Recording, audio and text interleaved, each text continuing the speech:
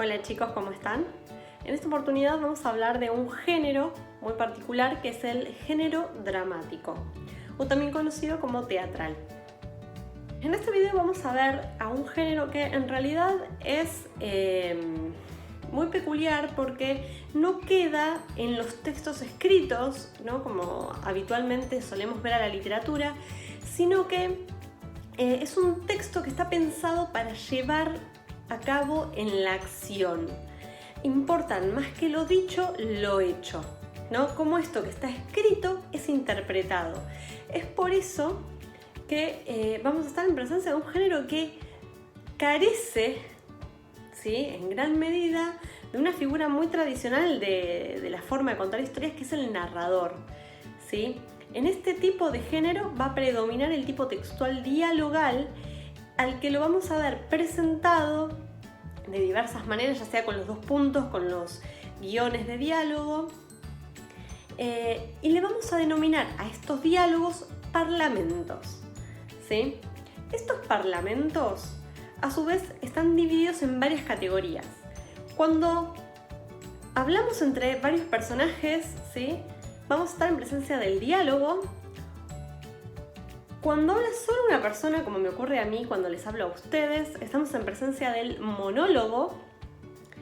Y cuando rompemos lo que se denomina la cuarta pared, ¿sí?, que yo la estoy rompiendo todo el tiempo con ustedes, vamos a estar en presencia de lo que se llama el aparte. ¿Sí? ¿Qué es la cuarta pared? La cuarta pared es, digamos, la que está delante de los personajes. En general, cuando ustedes están de espectadores, les presento a Nanachi, mi nueva adquisición. Cuando estamos, es un poco hincha, perdón que va a aparecer en los videos. Cuando estamos en presencia del género teatral, el espectador está en lo que se denomina la cuarta pared. Pared 1, pared 2, pared 3, pared 4. Y cuando el personaje empieza a hablar con los que están a su alrededor, habla con el público, decimos que rompe, porque esa pared que ustedes están viendo es como imaginaria, es donde supuestamente hay una pared y el personaje no se entera que hay un público, a menos que así se disponga en el guión teatral. ¿Qué es el guión teatral? Básicamente el texto escrito donde figuran los parlamentos. ¿Esto quiere decir que siempre haya un guión? No, de hecho hay siempre espacio para lo que se llama la improvisación. La improvisación no necesariamente requiere de un guión, pero sí va a requerir de una serie de estructuras previas, ¿sí?, como el estereotipo o el carácter, ¿sí?, para poder llevar a cabo la historia, ¿sí? ¿Esto qué quiere decir? Si alguna vez jugaron un juego de rol, van a saber que ante determinadas características el personaje obra en consecuencia. Si a mí me toca actuar de médica, voy a actuar como médica, por más que no haya un guión que diga cómo debe actuar un médico. Entonces, en principio tenemos estas características: monólogos, diálogos, apartes, pero toda buena obra de teatro está dividida en distintos fragmentos, ¿sí?, que se van a partir, ¿sí?, para organizar la obra. Cada unidad temática o cada unidad temporal va a estar generalmente encerrada en lo que se llaman los actos, y los van a notar por la apertura y cierre del telón o el apagón de luces, dependiendo de cómo está presentado el teatro, es decir, el espacio en el que se lleva a cabo la obra. A su vez, vamos a tener lo que se llaman las escenas. Las escenas están marcadas por la entrada y salida de personajes, es decir, ¿sí?, que si yo estoy hablando con ustedes y de repente entra Nanachi, ¡plup!, Nanachi, automáticamente sus maullidos se convierten en una nueva, hacen que todo esto se convierta en una nueva escena, ¿sí? Nanachi se va. Chau, Nanachi. Nanachi se va y automáticamente cambió la escena, ¿sí? Entonces, las obras de teatro tienen estas cualidades, ¿sí? A su vez, podría ocurrir que cambiamos de espacio, ¿sí? Cambia la escenografía, en vez de un espacio en blanco apareciera otra cosa. Bueno, en tal caso vamos a tener un cambio de cuadro, ¿sí? Los cambios escenográficos se denominan cuadros, ¿sí? En general, el cambio de cuadro y de acto suele coincidir, ¿sí?, aunque no siempre ocurre esto. Bien, entonces hasta ahí estamos con lo básico de lo básico del teatro, ¿sí? Y vamos a ver que en general el teatro se remonta, ¿sí?, a la antigüedad. Nosotros teníamos una forma muy tradicional de narrar, que era la narración oral, sobre todo, más que escrita, y en donde aparece esta figura que es el narrador, y necesitamos de un lector o de una audiencia que nos escuche. Pero la narración opera con la imaginación de quien escucha. En cambio, ¿sí?, el género dramático hace una interpretación previa de los hechos y la pone en escena, ¿sí? La transforma en algo material, en acción, ¿sí? Y es una de las formas más interesantes, ¿sí?, porque esta performatividad hizo que este tipo de género estuviera muy vinculada con los ritos sagrados. En general, la forma de teatro que tenemos en la actualidad está fuertemente arraigada a lo que era el teatro clásico griego y posteriormente el latino, ¿sí? Y por supuesto su desarrollo en Italia, en España, Inglaterra, ¿sí?, el europeo en general. Después hay autores que rompen con esta tradicionalidad como el alemán Bertolt Brecht, ¿sí? Pero en general nosotros estamos muy vinculados a este tipo de teatro. ¿Esto quiere decir que los grandes inventores del teatro fueron los griegos? No, para nada. Por ejemplo, en Japón tenemos el teatro kabuki, que es ese que se pintan la cara, y de hecho ustedes conocen una banda que se inspira en eso, que es Kiss. Tenemos otros tipos de teatro de sombras, que es uno de los teatros tradicionales chinos. Casi todas las culturas tienen un espacio de teatro, y sobre todo, ¿por qué? Porque en general, ¿sí?, el teatro se inspira en lo que es la poesía y la danza, y generalmente en las formas en que se honraba a los dioses, ¿sí? De hecho, para la antigua Grecia, este tipo de obras se realizaban en las festividades al dios Dionisio, ¿sí?, que además es un dios que proviene de Asia, ¿sí? Es un dios posterior dentro de la cultura grecolatina. Para los romanos es Baco, ¿sí? Y este dios es el dios de la abundancia, el vino y la fertilidad, entre otras cosas.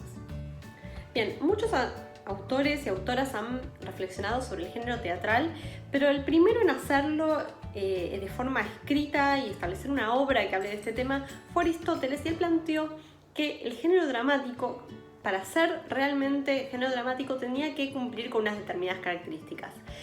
La primera tiene que ver con las unidades de acción, ¿sí?, que son de tema, de tiempo y de lugar. Un solo tema para que no nos quedemos acá hasta el siglo que viene. Un solo tiempo, ¿sí?, que la historia se resuelva en un día, desde que sale hasta que se pone el sol, sino también es complejo de representar. Y después, un solo lugar, también porque hay limitaciones en el espacio que impiden que tengamos grandes escenografías, ¿sí? Generalmente las obras se llevan a cabo en lo que es la plaza pública, la entrada del palacio o alguna cosa por el estilo.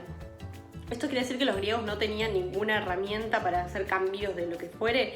No, para nada. De hecho, tenían juegos de poleas y de plataformas y de biombos justamente para representar estas cosas, ¿sí? La diferencia que vamos a tener es que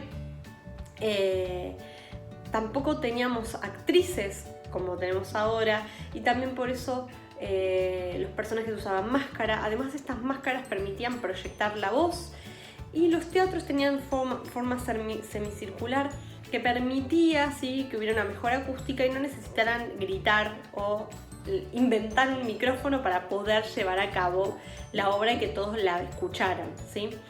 A su vez, es muy común en las obras clásicas la presencia de un coro, ¿sí? Recordemos que se estaban inspirando en cantos tradicionales, poesías, danzas para honrar a los dioses a la hora de hacer estas obras. Es por eso que generalmente, según Aristóteles, tenemos una serie de pasos a seguir, como por ejemplo, ¿sí?, el prólogo o párodo, ¿sí?, lo voy a chequear porque si no, ahí está, párodo, que es una danza inicial donde el coro enuncia la situación en la que se va a hablar. Después tenemos en general 4 episodios, ¿sí? O estásimos, que son como los actos esenciales para que se desarrolle toda la historia. Esta idea como de introducción, nudo y desenlace que suele tener la narración tradicional.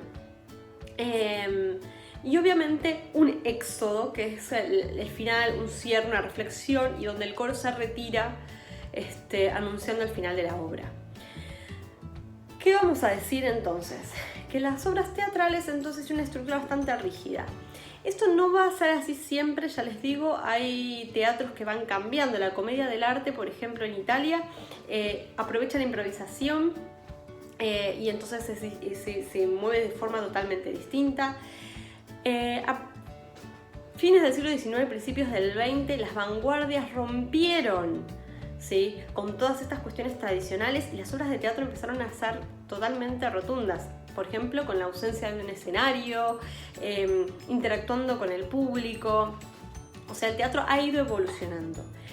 A su vez, generalmente, el teatro tiene como esencial la idea de la peripecia, es decir, de un conflicto que se resuelve al final, de manera trágica o con un casamiento, como ocurre en la comedia.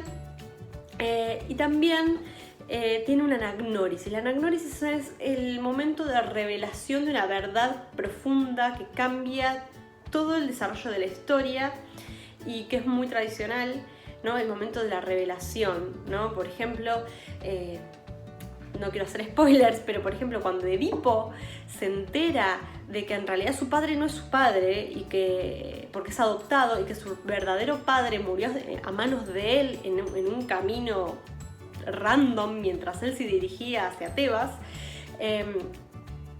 es un momento de revelación que cambia todo, ¿sí?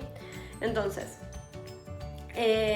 este tipo de cuestiones están muy ligadas a lo que es el teatro tradicional, cuando en las obras más modernas, los cambios de escenografía, como ocurre en el isabelino, o los grandes momentos de anagnórisis, o incluso el teatro dentro del teatro, son como recursos que se vuelven innovadores para lo que es la fórmula original. Esto quiere decir que las fórmulas originales no sirvan para nada, ¿no? Simplemente que se ha ido diversificando la forma en que nosotros entendemos al teatro, ¿sí? Obviamente hay que tratar de empezar a evitar la confusión entre la idea de tragedia, que es el género más sublime, ¿sí?, del teatro griego, con la idea de drama. Drama simplemente quiere decir acción y engloba a cualquier tipo de obra teatral, ¿sí? Mientras que la tragedia es solo aquellas, ¿sí?, donde los personajes nobles enfrentan situaciones conflictivas a nivel universal y que su resolución se da de forma justamente trágica, ¿sí? Siempre terminan mal, siempre terminan con una muerte. Y se lleva a cabo un proceso, ¿sí?, sagrado, que es la catarsis, ¿sí?, que es la idea de conmoverse a través de la empatía con los personajes y de esa manera expiar o purificar el alma. Entonces eso sería como lo más tradicional. ¿Sí? Recordemos permanentemente este origen sagrado de este género. Bien, finalmente podemos decir que el género teatral ha sido de los más populares a lo largo del mundo, y hoy en día nosotros lo tenemos muy presentes con lo que es la televisión y el cine, ¿sí? Quizás más que con el teatro en sí mismo, pero el teatro el género dramático se manifiesta de 1000 maneras, con el stand-up, con la comedia musical, ¿sí? Hay un montón de variedades de teatro, ¿sí?, de género dramático, mejor dicho. Entonces, los invito a que presten atención ahora cuando ven obras teatrales, cuando ven obras dramáticas, y que empiecen a notar estas cuestiones que hacen a este género.